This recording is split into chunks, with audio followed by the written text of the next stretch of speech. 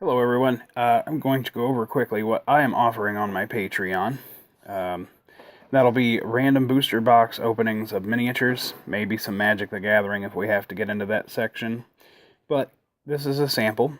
So, had this have been sponsored by Patreons, today I would go through my Patreons and I would offer out this really cool owlbear sculpt to someone at random for absolutely free. I would ship it to you for being a Patreon as a little bit of a thank you. So each time these boxes get sponsored, if the whole crate was sponsored, the brick, which is 8 boxes, which I think I'm doing 8 today, if the whole thing was sponsored, I'd send out a lot more. I want to make sure I get a lot of this back. I want to make this non-profit. I want to get you guys as many cool things as possible. I'm going to focus on sets with player miniatures. So if you need something for your Paladin on the table, I'm going to have a Paladin on hand. If there's an extra one, I'm going to ship them out. Of course, some of the DMs will want monsters. So without further ado, let's try to crack a few of these open one-handed, because the only recording tools I currently have are my phone. And I'm sorry for that. But we're going to try to be as fast and as efficient as possible. So we have here a Crown of Fangs from Pathfinder Battles. Not the most amazing thing in the world, but we're going to crack her open and see what we got out of it.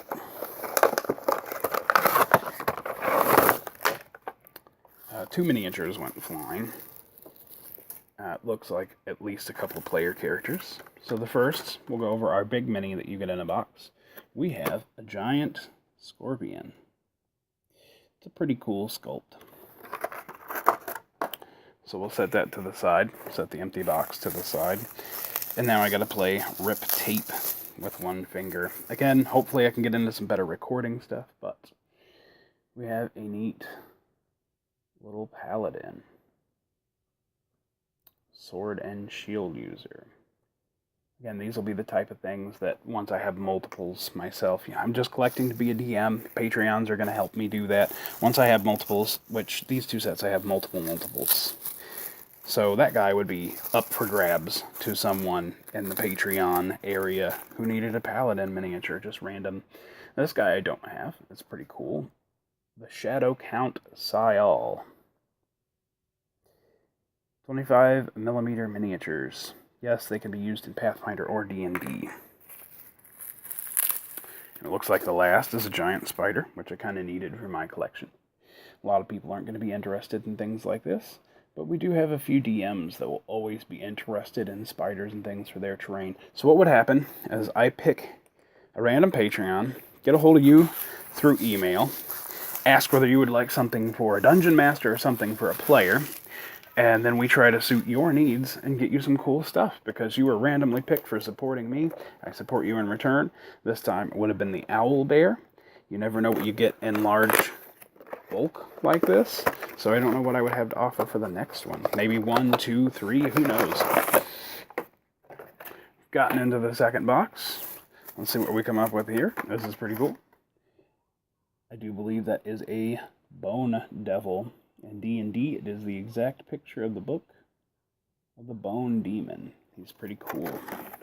I have one of those, so I would have been available to ship that out. Here's something more non-exciting from the random boosters. We repeat the giant spider. This is why they are random boosters. You're going to get repeats. So, let's continue on. Sorry you had to spend most of your time staring at my face, but unwrappings are unwrappings. This guy is a plate-wearing skeleton infantry. Pretty cool for people who like to... Necromancers. I have a friend who uses a necromancer. He likes to pick those up off of me because I don't like my skeletons in plate. I like traditional skeletons. It does look like we have another player character type. And this, I believe, is the Grey Maiden Captain. Hopefully I open a box and some of these are broken, so I can eventually address that in another video on how you get your broken miniatures replaced and how easy that is. They do a pretty good job. We're going to move on to our third of 4 boxes for Crown of Fangs. We'll do a quick review over them, and then we'll move on to Pathfinder Battles, the Rusty Dragon Inn. And we will see what happens there. This guy would also be something I would put up in a reward section. The Luca Daemon. Super kind of cool and creepy if you just want to use him for any demon. Nice black wings there on the sculpt. Trying to get all my big minis in a row. And then I'm going to tear open these other ones as fast as possible. And what I do see is a miniature I had to trade away because somebody had something I wanted. And that is the Rakshasa. In D&D terms.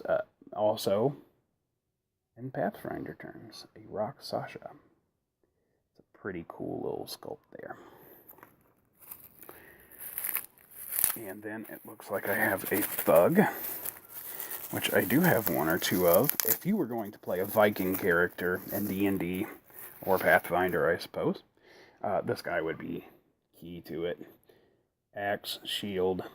Yeah, it's a pretty cool looking dude. I have one more box after this.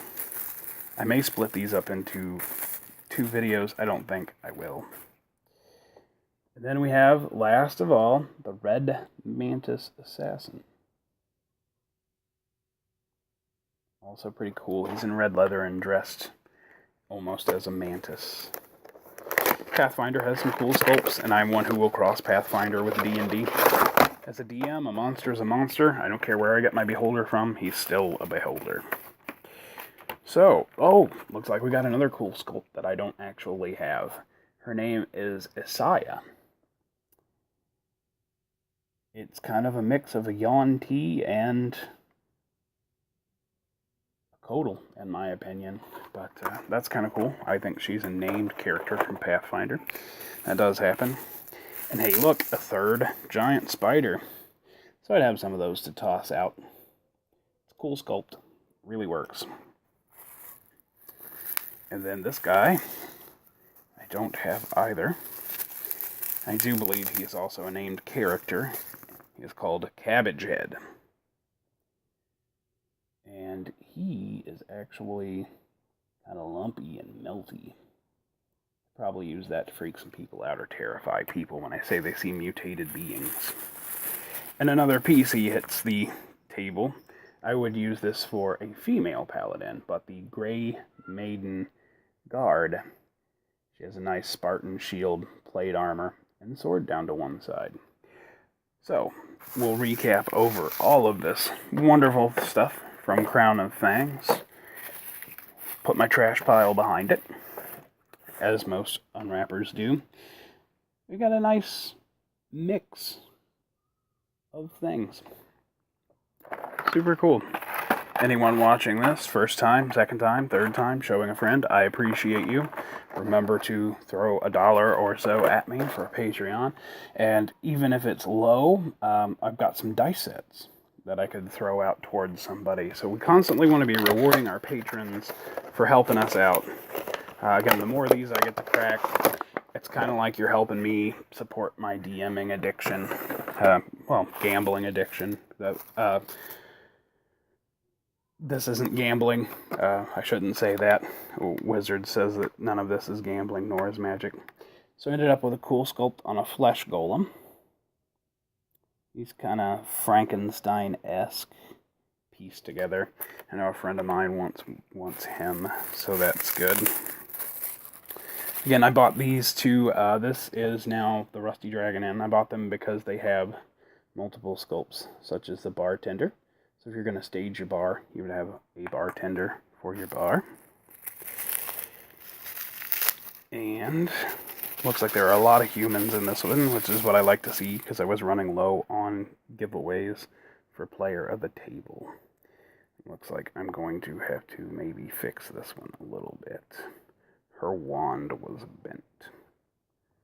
Half-elf enchanter. Yes, we had to fix her wand. It was bent under her neck. Not broken, just bent. So that's not too horrible. Some good colors. She looks pretty cool. Don't have her. Excited to have something new.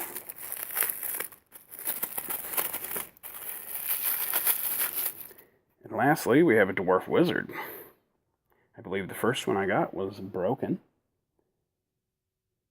Little glue fixed him. No big deal. But a cool little dwarf wizard.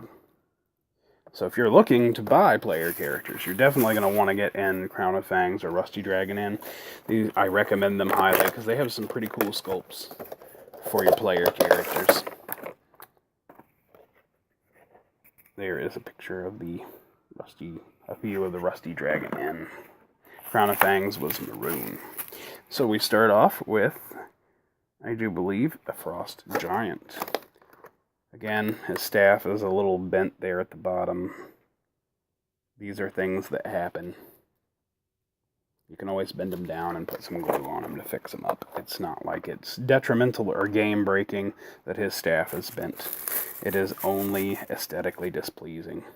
The rare is a barrel. I forgot to say that there are dungeon dressings in here. So when rooms say barrels and crates, you could actually get the barrels and crates. The crate is in here also. And we have another one that's well taped together. Some of these open easy, some open hard. They are in bubble wrap. I didn't want to just try to show them to you through the bubble wrap. A riding dog. You play a halfling, you're going to need a saddled dog. Everyone wants a saddled riding dog. We are approaching the 11-minute mark. Sorry this is taking way too long, but, 20-minute videos for brick openings aren't bad. A kobold sorcerer, trying to get his best view as possible. He has black scales and a black cloak. That's not going to show up well on a Android camera. So this looks cool. I do have a bunch of these, so this would be up on like a Patreon giveaway block too. A Gorgon. The Metal Bull, basically. And a Pious Guard. He's so pious, he comes in his own plastic. Really cool for player characters, though, if they just wanted to play somebody in a cloak or a hood that would wear plate armor. Then this is the Slayer, half-elf Slayer. Bone bow on the back and a nice two-handed sword up front. Be an interesting build if you were to make it in D&D.